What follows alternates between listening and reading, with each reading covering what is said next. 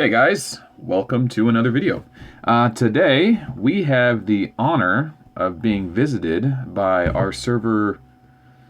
I don't know if he's our celebrity or if he's like an Ark of War celebrity. He's got a few characters on a couple different servers. It's Lop, you guys know him. And I was looking for some replays for the X today, which is what this video is about. And he was kind enough to share his X that he recently re-released. But we're going to be showing a little bit of his, a little bit of mine. And we're going to talk about what the X can do and where she kind of fits into the current meta. When the X first came out, just a quick backstory, she was kind of I would say she was looked at as a better version of Stella because she had a Bloodlust ability that gave her a second strike. And she still had the Mysterious Wind, but as time went on and the one-slot bust formation became a little more necessary, she kind of fell to the backside. So if you've seen my Stella video, you know what I'm talking about. The Mysterious Wind ability on the X doesn't hit as hard as the, what is it called? Wings of Eternity for Stella. And a lot of people, when they start the game, you have a 1 in 3 chance of choosing the Nix-Zoff accent because you don't really know which commander's the best back then.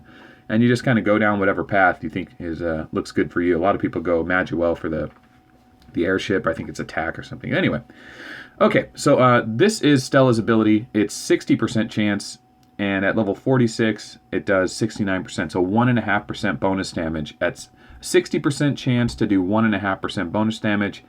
The X's ability is 40% chance to do 1% bonus damage. So instead of 1.5, it's 1%. So it doesn't hit as hard, and it doesn't trigger as much. So what this skill does is it lets you attack, and then if it triggered, you get to attack again, and you could potentially trigger it again. And someone said that the maximum amount of times it can trigger is 5, and Stella's is 6. So even in that regard, if you were lucky enough to trigger it 5 or 6 times in a row, which is very unlikely, it does have a cap. Now, saying that she's worse than Stella is not a great way to start the video, but what she does shine at is the Bloodthirst ability. And what this says is that if she kills a slot of troops in a slot, she gets to attack one more time. But it doesn't attack and let her re-trigger Wings of Eternity, or Mysterious Wind again. She just gets one more normal attack.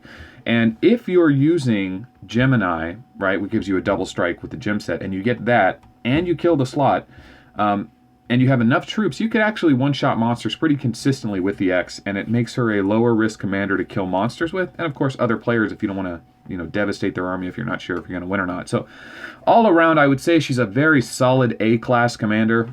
She is an S-class, but I mean A-class in the sense that she's not the top 8 or top 10 commander. She's just under it.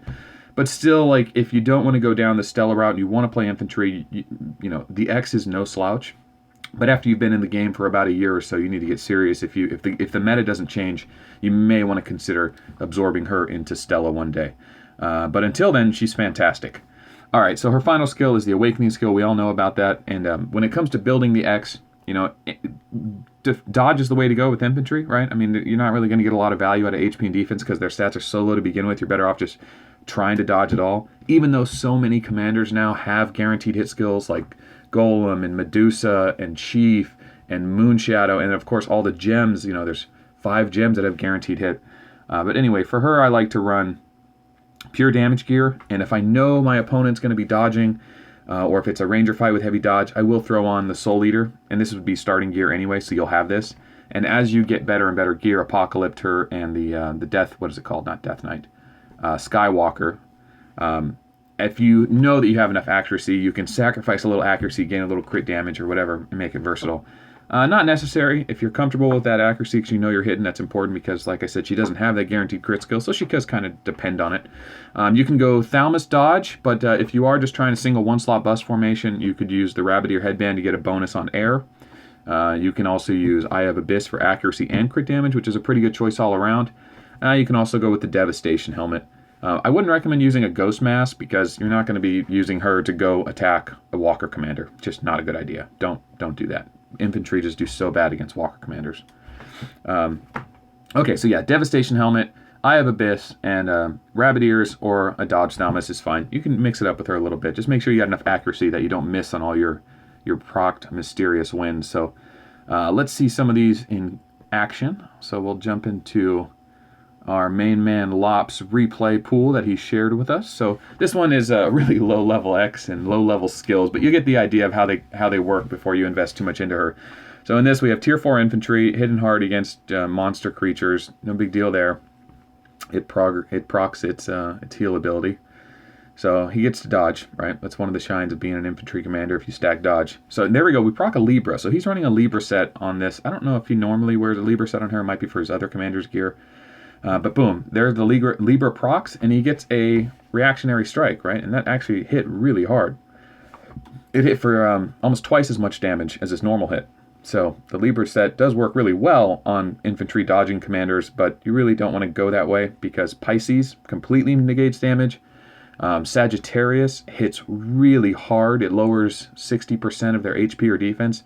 And you may as well just consider that like a 60% damage increase. If you were going to hit for 100,000 crit, assume it's 160,000. Just as a general rule, when you see something that says lowers something by 60%, just assume that's bonus damage.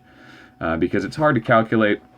And it's hard to really turn that value into like 80 or 100%. Just assume it's around 60 and then run it a few times through Explore if you're not sure if your commander's getting it the way you expect it. And you should see something similar. If you do find something different, go to the comments, write something in. Let me know if you found something. Share a commander detail I may have missed. Any hints and tips and tricks you want to share with the community, we're glad to hear it. We are a small community, so subscribe and like the video and join us on Discord and Reddit, and all those places. This game is fun to play alone, but as you play it more and more and more, your guild will want to learn more and more, and you'll want to get more competitive. And it's really hard to get a part, to join this community because it didn't exist 6 months ago. We're still building it. So if you're seeing this video, you're a part of it. Join us. Reply, put a comment in thread. I'll reply to it. But anyway, so all right, back to the X. We saw her Bloodlust ability go off there. I'm going to show it one more time and talk about where I really like the X. Since I already have Stella, say you already have Stella and the X comes around, you're like, I don't know if I want the X. Remember that weenie commanders are really important in this game. Fighting for a capital and only risking a level 1 commander, which doesn't take any gold to heal. When it comes back, it's instantly healed or close to it.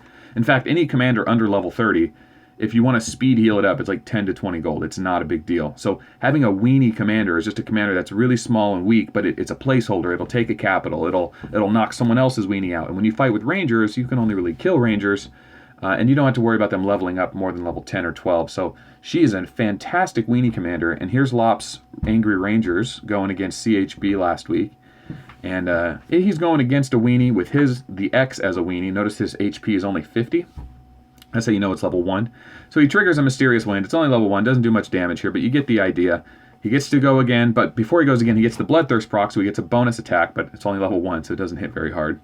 Then now this is his second turn, right? And then he gets Mysterious Wind again. That's 2 triggers in a row.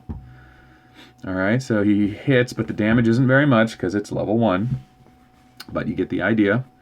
And yeah, so that's pretty much her in a nutshell. If you level those, if you do get her to level, you don't want her to get her level 30 because then she does toss too much gold to heal. But you stick around level 10 to level 20 and level her skills to about 10 or 20. That's all you need. Stack some serious accuracy and dodge gear on her, and she's a fantastic weenie commander. Just only put rangers on her, just fight for capitals or check other people's ships if they're garrisoned or not. You just send the army real quick. Sometimes sending a scout takes too long. You just want to jump next to somebody, hit them hard. Sometimes it's first to send a weenie like this. If they get wrecked, you can see what the garrison is. If they go right through, then great. It's really no risk there. Of course, if they're on gold and rich, then you warp them. That's no good. So, use your discretion when needed. There you go. So anyway, so that's the X in a nutshell. Trying to conclude the whole video. Overall, she is a great hero. Eventually, one day, you want to transfer her into a Stella. Her abilities aren't good enough or hit hard enough to warrant being better than Stella, and just because she gets the extra attack with Bloodlust is kind of a win more condition. Bloodlust is like, if you're going to win the fight, Bloodlust is going to make you win it a little better. But the trick is winning the fight in the first place, and the extra triggers and extra damage from Stella's ability just make her better in that. So I appreciate you watching the video. Leave a like and a comment, and we're going to keep launching these videos out until I get tired of it. So yeah, we'll see you on the next one. Bye.